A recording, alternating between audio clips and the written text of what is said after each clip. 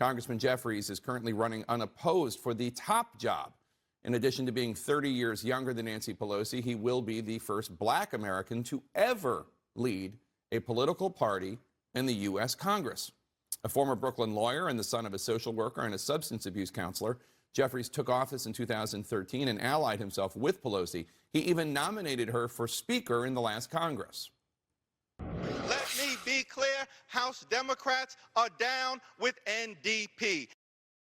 Jeffries will be, without question, the first congressional leader to ever paraphrase naughty by nature on the floor of the House, and he joins me exclusively now. Congressman, thanks so much. Congratulations on your announcement. I have to say, I've never seen such a major transition from leaders to leaders, so well choreographed with so little apparent rancor. How did this happen? What happened behind the scenes? Well, first, let me just say good morning, Jake. It's an honor to be with you, and it's an honor to stand on the shoulders of such an extraordinary group of leaders: Jim Clyburn, Steny Hoyer, and of course Nancy Pelosi, a historic speaker, a legendary leader, someone who has left an incredible footprint for good, for change, for positivity, for progress for the American people over the decades that she has been able to lead us in the Congress. Did you get any sort of heads up that she was not going to run for leader of the Democrats? When did you learn she was going to step back? Well, I think all of us learned definitively that she was planning to step back when she delivered that speech on the House floor. It was a historic speech for the ages by a speaker for the ages. I thought it was so incredibly well done, eloquent, forceful, positive, and captured the essence of who she's been over the years: a champion for the children, a champion for the environment, a champion for human rights. And I'm looking forward to the decisions that the House Democratic Caucus will make next Wednesday, November 30th. And then we'll take it one step at a time until we get to that point. But the future is encouraging, is bright, coming out of these midterm elections where extremism was rejected, election denialism was rejected, and we're looking forward to a moment of continuing to be able to make progress for everyday Americans all across the country. Normally, one would think the retirement of someone like Speaker Pelosi, who's been in charge of the Democrats in the House for 20 years, that would set off a mad scramble of individuals running to replace her as top Democrat, but that didn't happen. As of right now, you are running unopposed. A lot of people thought that maybe Hoyer or even Clyburn would try to become Speaker or try to become a House Democratic leader. That didn't happen. So obviously you must have been campaigning behind the scenes in the inevitability of her retirement. I know you don't want to jinx anything, but you are running unopposed right now. How did you manage to consolidate the vote? Well, let me say, Catherine Clark, who's currently our Assistant Speaker, Pete Aguilar, who's currently the Vice Chair, have been part of the leadership team over the last few cycles, working hard in connection with Speaker Pelosi, the Biden administration, and others to deliver for everyday Americans.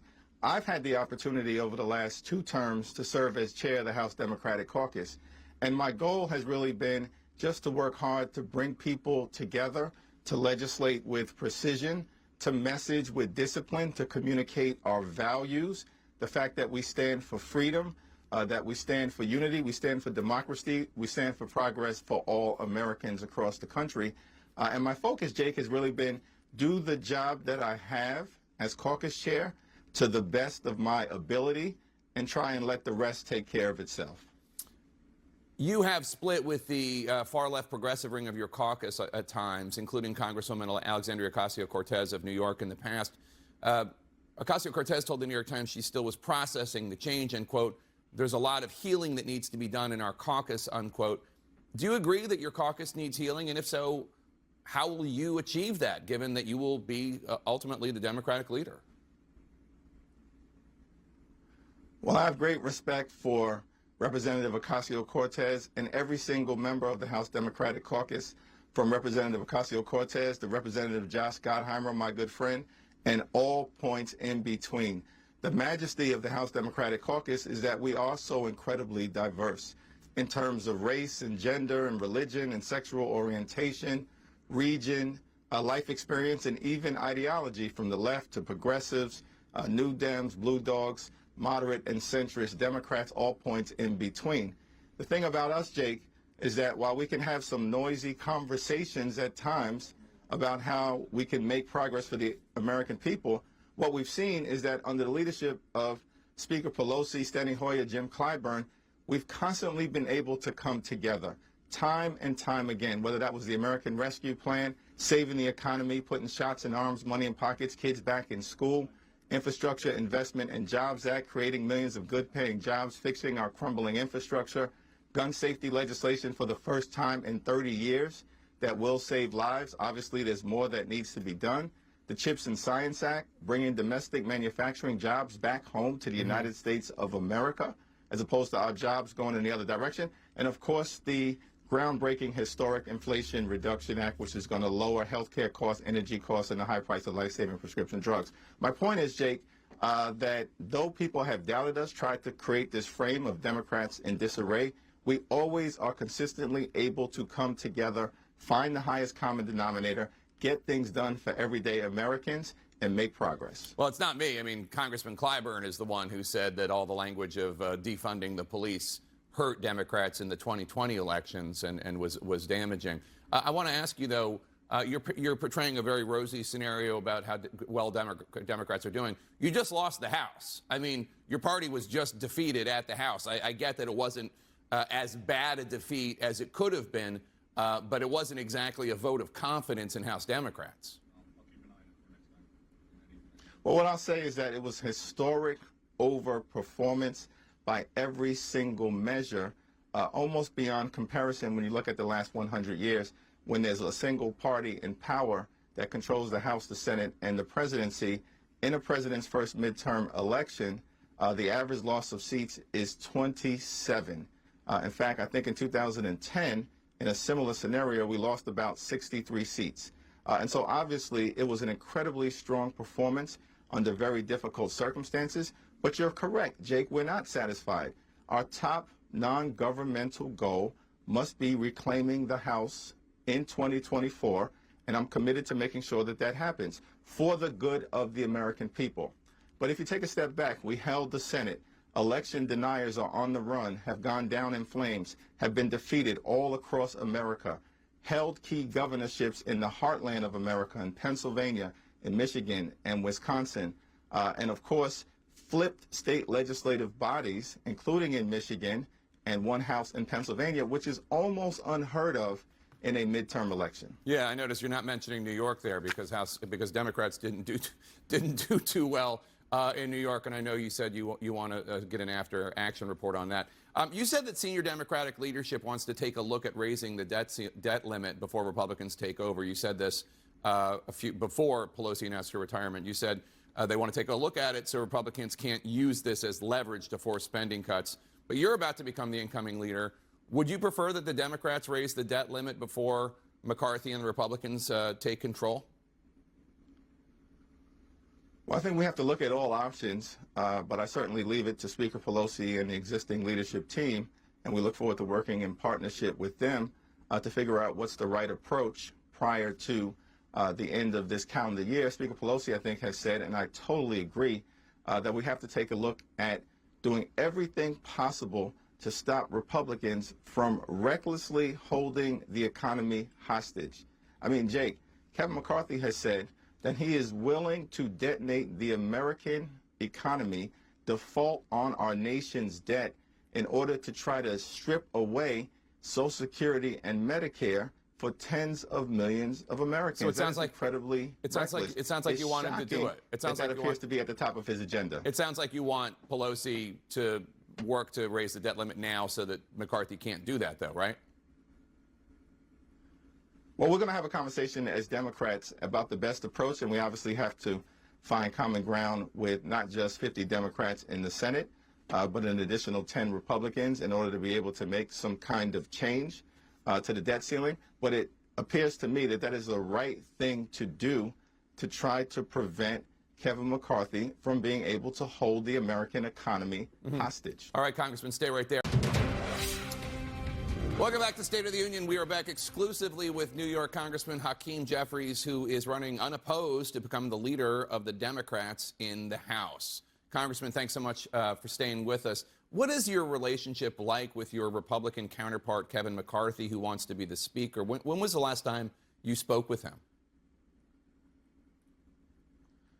I haven't had a conversation with Leader McCarthy recently. I do have, I think, a much warmer relationship with Steve Scalise. Look forward to working whenever and wherever possible, however, Jake, with the entire House Republican Conference and the leadership team to find common ground to get things done for everyday Americans to make progress. But of course, we will fiercely and vigorously oppose any attempts at Republican overreach and any Republican extremism.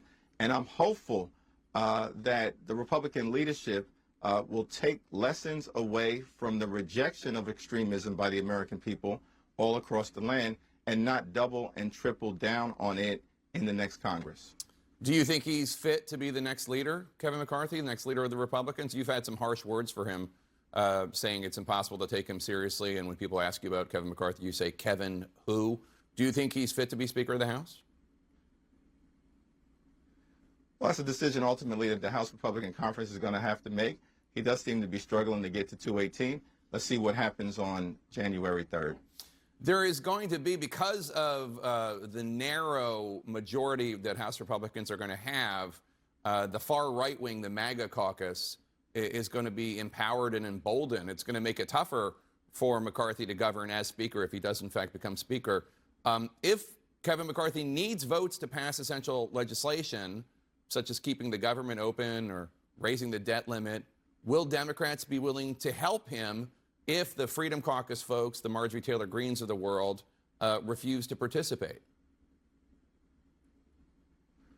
Well, it seems to me that that's a case-by-case basis, but Democrats have always been willing to lean in on making sure that we fully fund the government, and Democrats have always been willing to lean in and making sure that we meet our nation's obligations and do not default on our debt for the first time in American history. I think it's also important to point out, Jake, that we have consistently fought against extremism on the Republican side, including when it manifested itself often during the former president's tenure, while at the same time being able to find common ground to make progress for the American people. We did it with criminal justice reform. I was delighted to be involved personally in trying to negotiate historic criminal justice reform with the Trump administration, working with my colleague, former Republican Congressman Doug Collins from Georgia. Certainly, Speaker Pelosi led the effort to make sure that we could arrive at an agreement around the U.S.-Mexico-Canada trade agreement reform, the new NAFTA, in a way that benefited working families, organized labor, and people from the heartland and throughout the country. And we consistently have found common ground, even with some of the most recent legislative victories during this current Congress. I hope that that's a record that we can build upon moving forward. House Republicans announced this week their oversight plans, which include taking a look at the withdrawal from Afghanistan, the origins of COVID, the FBI search at Mar-a-Lago. I can see that there could be, theoretically, legitimate oversight questions on each of those topics that could be asked. Will House Democrats participate in these investigations in good faith, or do you see it as your role to defend the Biden administration? Well, we will absolutely defend the Biden administration and his track record of success if it comes under assault by people attempting to politicize our governmental responsibilities, without question. And I expect that we will strongly and vigorously be involved in pushing back against any effort at overreach by the extreme MAGA Republican wing of the House Republican Conference. At the same time, we're going to continue to try to find common ground legislatively whenever possible. I think that the time for politics ends in the immediate aftermath of a campaign, and there has to be some space to govern. That's what the American people, Democrats, Republicans, independents, people in the North, the South, the East, the West, the Midwest, want to see happen. Democrats are willing to lean into that regard. I'm hopeful that my Republican colleagues will join us. Lastly, sir, Elon Musk reinstated Donald Trump to Twitter yesterday. Just to remind folks at home, Trump wasn't banned for mean tweets. He was banned because he used the platform to incite a violent insurrection on the Capitol. What's your reaction to Trump being reinstated on Twitter? You know, I have no reaction at this point in time to anything that Elon Musk or Donald Trump does, particularly as it relates to social media. I am going to continue to try to lean into the principles of equal protection under the law, liberty and justice for all, government of the people, by the people, and for the people, and build upon the amazing progress that House Democrats have brought to bear in partnership with Senate Democrats and President Biden, and continue to push for American exceptionalism throughout the country. All right, Congressman Hakeem Jeffries, Democrat of New York, and likely the next leader of House Democrats. It would be a historic moment. Congressman, congratulations ahead of time. Thanks for joining us today. Thank you, Jake.